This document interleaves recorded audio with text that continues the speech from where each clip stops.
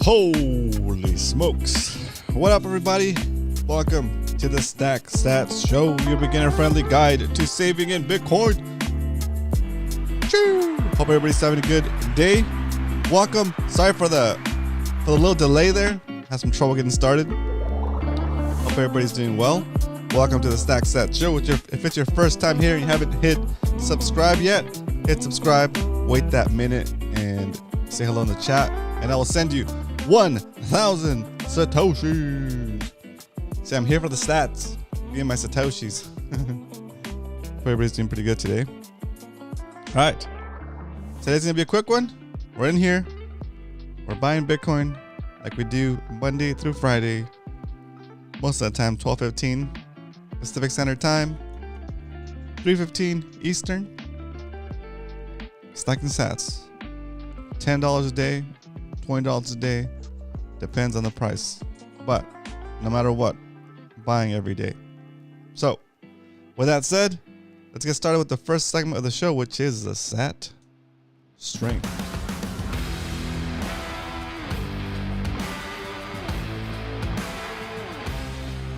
Today, at the price of Bitcoin of $28,294 a coin, you can buy 3,534 sats for a single dollar. Why is that important? It's important because a Bitcoin is composed of 100 million sats, just like a dollar is made out of 100 cents. You don't have to buy a whole dollar. You can buy some pennies and work yourself up to a dollar. Same thing with Bitcoin. You can buy yourself some Satoshis. And if you can accumulate 100 million Satoshis, you will, in essence, have a whole Bitcoin. All right? So it's important to highlight that because you might think that you're priced out, that you can't afford a whole Bitcoin. Well, you don't have to buy it all at once. You can buy it a little bit at a time. And whatever part of Bitcoin you do own, that value that you start in Bitcoin is shielded from the inflation that we're trying to escape. All right? So that said, that's how many sats you can get for a dollar. If you happen to be walking down the street minding your own business, you see a penny, pick it up, and all the day you'll have. Well, what is this? Malaysian what? What? Change this. How do you change this? What's going on here? Hang on a second. There it is. Oh, that's a euro cent. There it is. For a single penny, you can get 35.36 Satoshis. It would probably be hard to buy a penny's worth of Satoshis, finding who would sell it to you. But anyway, the idea is the same. The idea is that you would have, is that you can buy a lot of sats for pennies now. But in the future, as the price of Bitcoin goes up, you'll be able to afford less and less sats with that one penny, or less and less sats with that $1, to the point where one penny becomes equal to one sat, and that would be if the price of Bitcoin hits 1 million. Okay, so that's how we can see that the power of the purchasing power of the dollar is devaluing. Okay, all right, that is the SAT strength. Let's get back into the regular view. Before we get into the Why We Stack segment. Let's see, I need to share out the stream. Give me a second. I know it's not nice to do it in the middle of a stream, but I forgot to. Here we go. Boom. 1 second. There we go.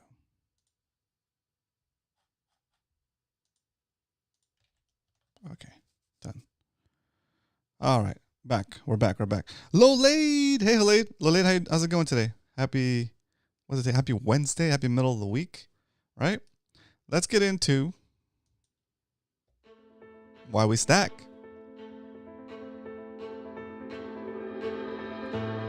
Alrighty, so we're stacking because what do we title this episode? We titled Bitcoin, never selling. Okay, the picture is of a diamond hand, right? Diamonds are the hardest thing that we have right? The hardest substance, the hardest natural substance, I guess you could say. So the representation of a diamond hand is something that someone that holds on to their Bitcoin and doesn't give up. And it's the hardest hands you could have. The best, not necessarily the best grip, but the hardest grip to break, I guess, right? Weak hands sell their Bitcoin when they see the price of Bitcoin go down. Diamond hands hold on to it no matter what, and they buy more cheap sats while the prices are down, and that's the goal, right? Because remember, the goal here is not to accumulate and sell it when we get into profits. No, why would we sell it? Why would we sell it? Why would we buy Bitcoin, the best asset that exists, and then sell it for a weak asset like the dollar again, right? You sell it, you create a taxable event, and you have to give up half of your profits to the government in taxes, and then you have some dirty money that's going to continue to devaluate. No, so what you do is you keep your Bitcoin, you hold on to it forever, and as the value of that Bitcoin rises, you can take loans against it, right? You don't have to pay, at least now, you don't have to pay taxes on loans, right? Yeah, that's right, Lolade, never selling. You don't have to pay taxes on a loan, right? You take your loan against your Bitcoin, you pay back your loan. As your Bitcoin goes up in price, you can refi, take out some more of that value, pay back your loan, and continue to do that, because the price of Bitcoin will continue to rise beyond, at a certain point, beyond what you're able to spend, or beyond what a modest living requires, right? And that's the point where you are basically independent, wealthy, I guess, right? Because you can choose to continue to work if you want to, right? But at a certain point, the rate at which your Bitcoin is growing, the value of the Bitcoin, is going to be more than you need to live off of, right? And it's just going to continue to get more and more expensive down the road. So you hold on to it. And then when you're done with it, you pass it on to whoever you want to pass it on to, with the explicit instruction never to sell. And they continue to do the same thing, because as long as the money printer is going, the price of Bitcoin will continue to rise, whatever money we end up using once the dollar crashes. Okay, so that is why we stack, and that is why we have the diamond hands. And now we don't only talk about Bitcoin here, about stacking Bitcoin. We also stack it ourselves during the show. Let's find out what our stack is doing, because it's time for the stack recap. Here we go. We started stacking back in May, and our stack is up 1.76%. I'm stacking $10 to $20 a day, depending on whether the price of Bitcoin is above or below the average buy price. Today, since the price of Bitcoin is above our average buy price, we're going to stick to our default DCA, which is $10. So today we're going to buy $10 worth of Bitcoin. This is a very modest saving schedule, right? It ends up being about $50 a week, $200 a month or so, right? Yes, it's fine, but it would be best if you don't have a whole Bitcoin yet to work your way towards getting a whole Bitcoin before the end of the year, before the halving, right? Get to one Bitcoin as soon as you can if you feel that Bitcoin is the right asset for you. What up, McLovin? Choo! Round of applause for McLovin and Lil Lade. Okay. So we got our that's our stack. We made it to we're past we're almost to 5.5 million satoshis. It's so funny to see that number. But anyway, here we go. That is the goal. And now nothing else to do but stack some mother loving sats. He thought I was gonna say that, huh? He thought I was gonna say something different. All right, stacking with Swan. I'm gonna buy. It's already set to 10 bucks. Okay, perfect. Oops. Let's go back here. So I'm buying here. Setting this to $10.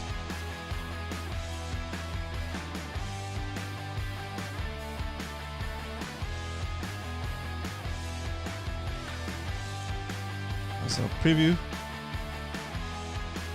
Okay. Copy this. Today is episode.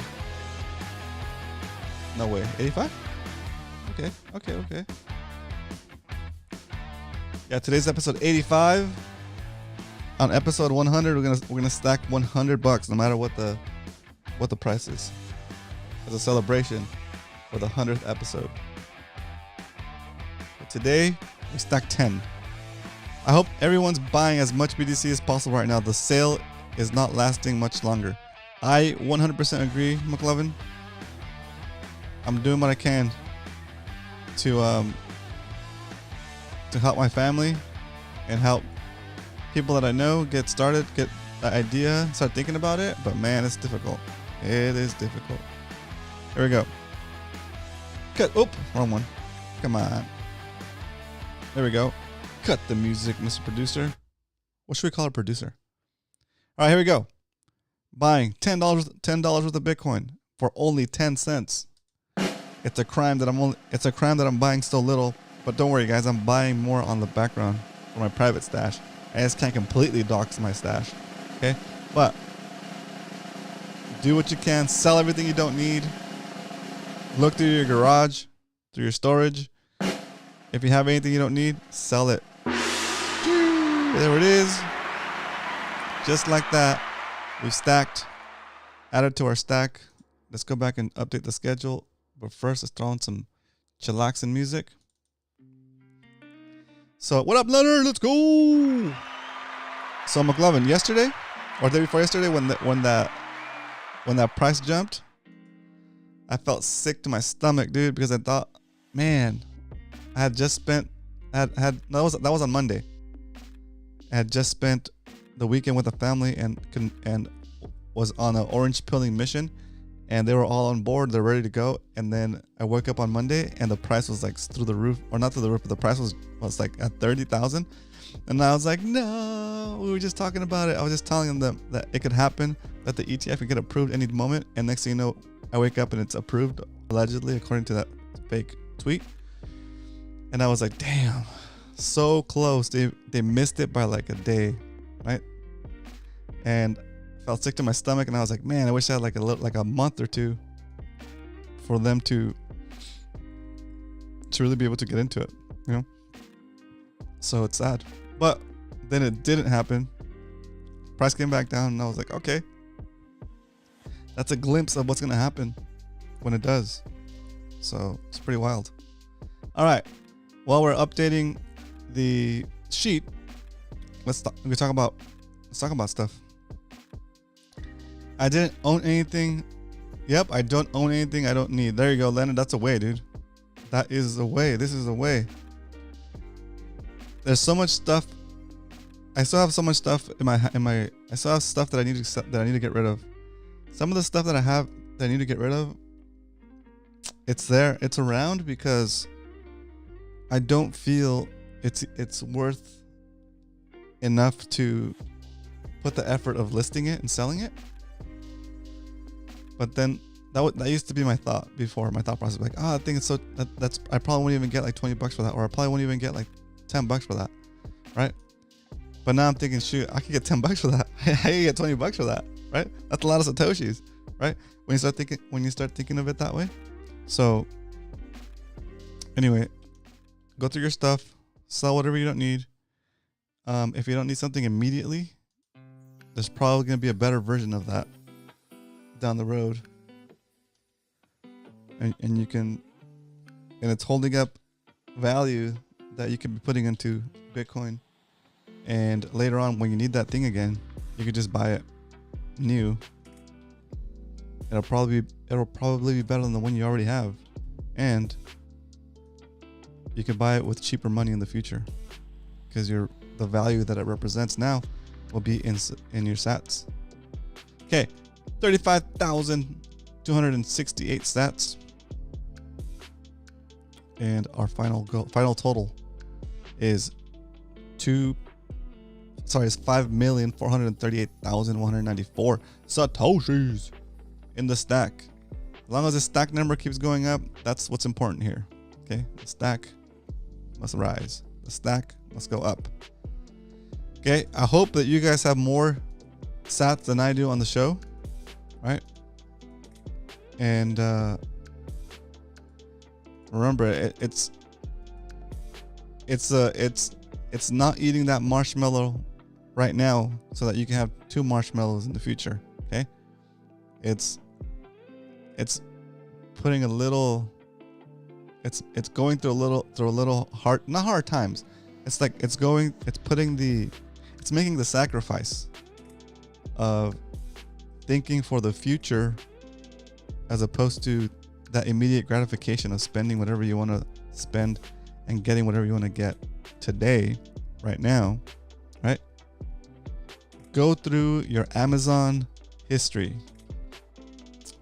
Oh, this might sting a little bit, but go through your Amazon history, because I know you've been buying stuff. Just kidding. Go through your Amazon history, and each thing you've bought, ask yourself, did I really need that? Right? How much more important? How important was that thing that I bought? How much more important was that thing that I bought than me stacking that value, right, somewhere else, right? We really have to think about want versus need, right? Did you really need those things, right? Do you really need these? Do you really need everything that you have, every possession you have? Audit yourself. Audit the things that you own. If it's not necessary, get rid of it. Man, I sound extreme. Sorry, guys. Sorry. No, I'm just saying there's more value out there. When you think you've stacked enough, how about this? When you think you've stacked enough and there's no more, what we call in the Bitcoin world, dry powder, right? You have no more liquidity to spend on Bitcoin. You've spent all you can spend on Bitcoin. You've stacked as hard as you could. Audit yourself, because there might be something that you can be stacking, right? It might be something that you could cut out or do without temporarily, maybe, right? And when you get to that, you can look at it at the opposite end. Okay, what am I doing with my time? Ooh, this is extra hard, guys. What am I doing with my time? If you can binge watch a series, if you can binge watch a show, you have time that you could be using for stacking, in the form of creating something, in the form of maybe picking up a skill. It could be something. It could be anything, right?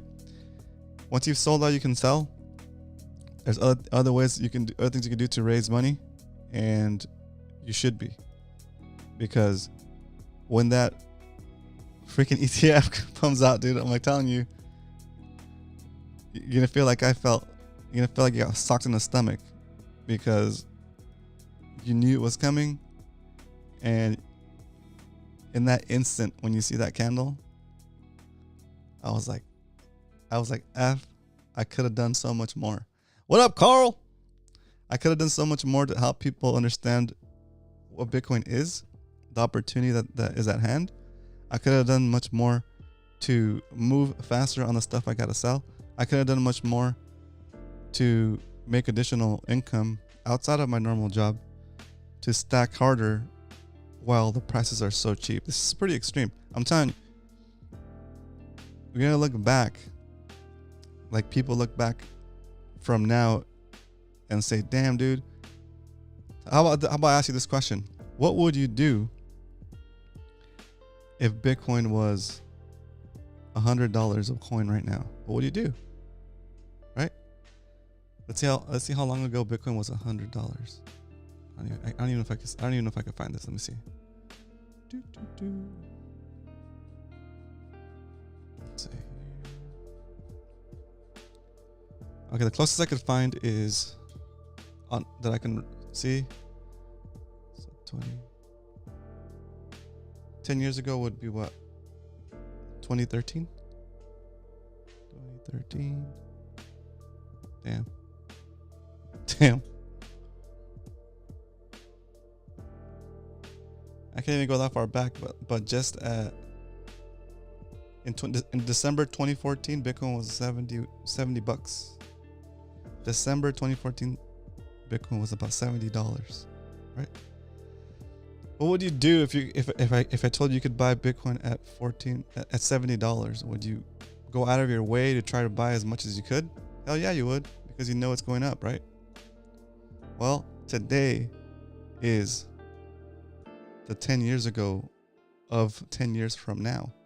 Okay. And I know it's a little bit of a mind bender there, but today is the 10 years ago of 10 years from now. Okay.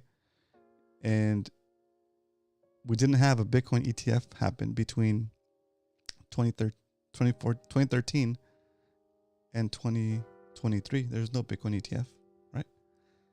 But the price of Bitcoin right now is 27,000, 28,000, right? So we have so much more acceptance, so much more usage, so much more potential money coming into the Bitcoin ecosystem, more than we ever have since it started. So do you think that that's going to make the price go down or up, right?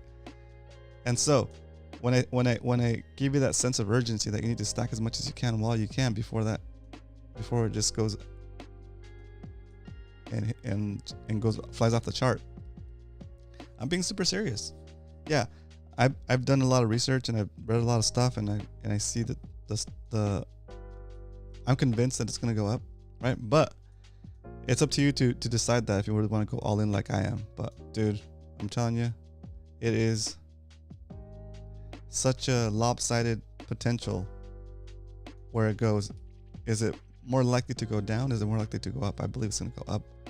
Maybe not immediately. Maybe it comes back down and checks the price at 15,000, right? So for it to go down to 15,000 from where it's at right now, it would be from the price now to go back to 50. Is that right? Let's see. Let me double check this, guys. For the price to go back down to the bear run all-time low, for this last bear run, it was about 15.5. For the price to go down that much, it would have to go down like almost 80%, right? Which is a lot. I get it. But for the price to go up to where it's been all-time high, that's what? It's like 140%. So that's just to where it's been to before, right? But it's probably going to go way beyond that. If it drops down 80%, yeah, you could lose 80% of the value you're buying right now. But as long as you don't need that money, like I've been telling you, as long as you don't need that money for the next year, 4 years, 8 years, right? This is a long-term goal.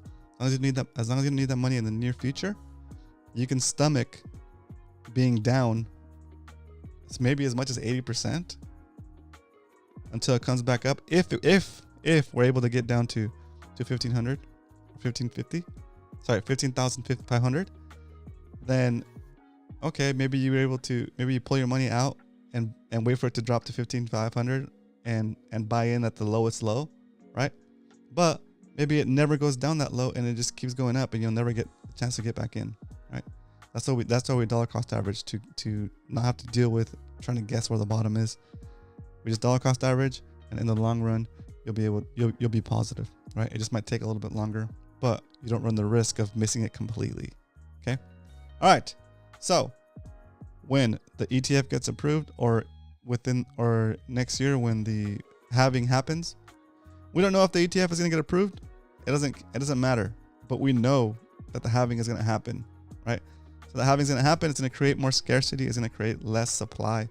So even if the demand stays the same, that means that the price will at least double. But by then, as the price doubles, the demand will get even higher because they see that it's going up in price. So that it's going up in value. So then there'll be more demand. And again, Bitcoin is capped. So we cannot make more of it. We cannot speed up at the way at which it gets released, or the rate at which it gets released. So the only thing that can go up is the price. Okay. And then on top of that, you sprinkle in a little ETF action, and it's like having multiple halvings happen at once. The amount of demand, right? Okay, let's go. Let's talk about that for one more minute or two before we go, because this is important. Okay. The premise of buying Bitcoin and saving it is that Bitcoin continues to go up in value because it's a limited supply that gets scarcer and scarcer every 4 years. That's what we call the halving. Okay. As the price of Bitcoin gets more scarce, the value of it goes up relative to the dollar because it takes more weaker dollars to buy the same amount of Bitcoin. Okay. So in the span of about 4 to 8 years, the value of Bitcoin goes away so much from the dollar, or gets so much higher relative to the dollar, because it's dependent on how fast the dollar is being printed, right? And how fast it's being devalued, and then it reflects it in the price of Bitcoin. So that's going to happen normally. That's going to happen naturally as long as everything stays the same. Everything stays the same because the government continues to print money, and because Bitcoin continues to have every 4 years. So the guesswork is it takes about 8 years for you to start seeing the true potential of your DCA. Okay, that is what's going to happen. That is the idea. That is the premise. That is the point of saving in SATS. But throw in the ETF, and the ETF will do something like will do something similar to what the halving does, except for it'll do it on a bigger scale and outside of that normal 4-year cycle, right? So when the ETF gets approved, it doesn't matter when, it'll be like having 1 or 2 halvings at once, with the amount of demand that it's going to create for Bitcoin. Does that make sense? So the halving naturally lowers the supply so that the price can go up with the same demand. Okay. When the ETF approval happens, then the demand is going to skyrocket, and you won't have a way. It'll butt up against the supply because there's no way to increase the supply or even increase the rate at which the supply is being released. Okay. So it just depends on how much demand comes in with the ETF, right? But if the current market cap of Bitcoin is about half a billion dollars, right?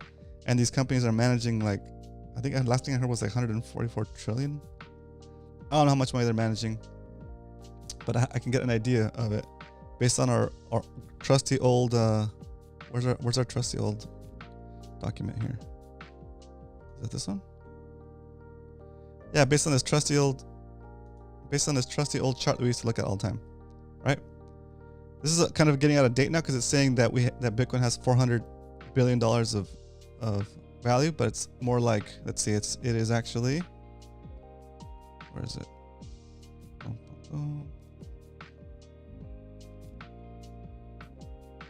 Is it in here? Yeah, market cap. Oops, let me make this smaller for you guys. Market cap of Bitcoin right now, the actual is $553 billion. Okay. And then you have, where was that? You have all these companies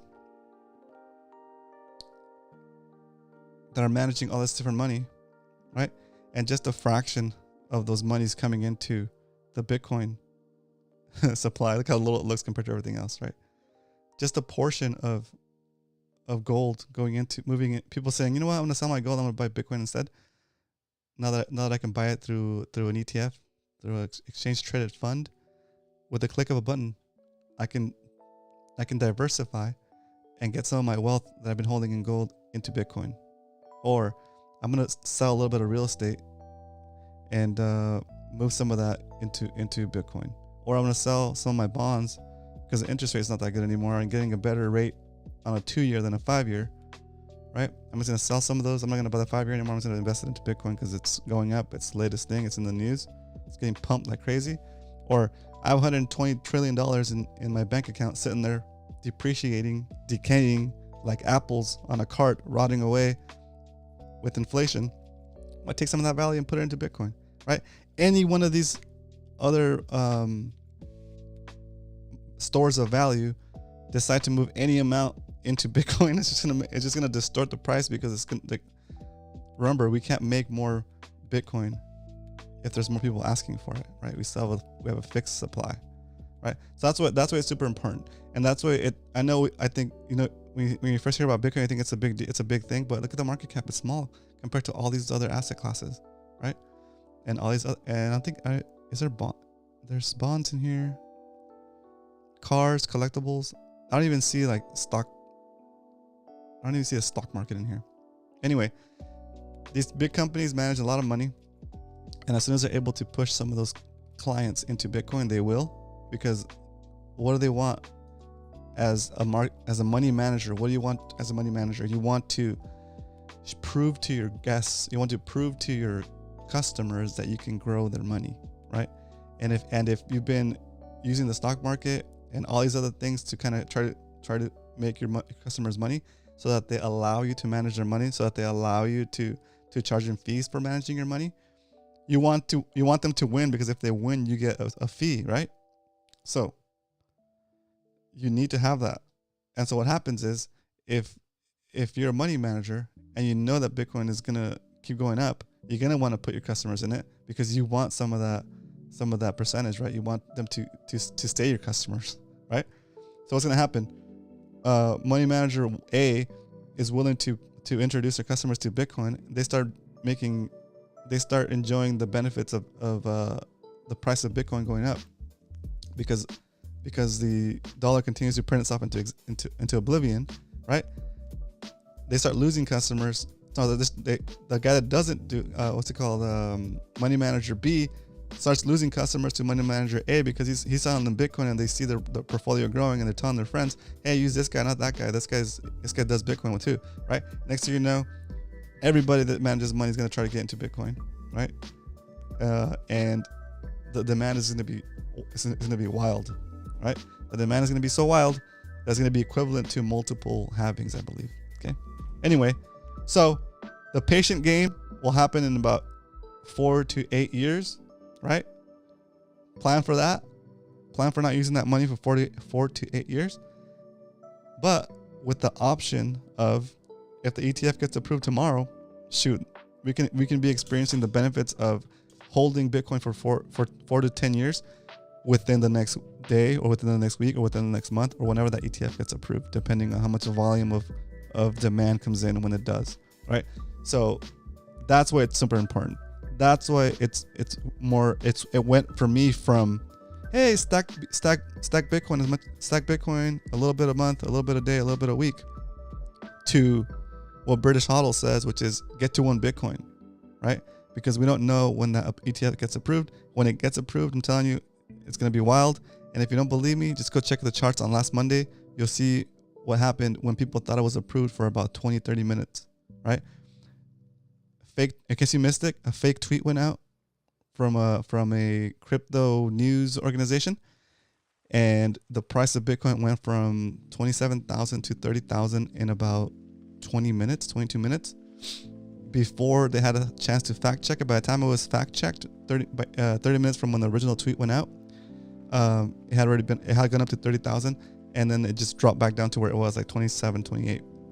So what that tells me is that people are sitting in the sidelines just waiting for the ETF to get approved, right? And once it gets approved, they're going to want to use that time between when the announcement comes out that got approved, and the SEC says, yep, they got approved, they can sell Bitcoin now. When that happens, right? I don't know how long it's going to take for companies like BlackRock and Fidelity to actually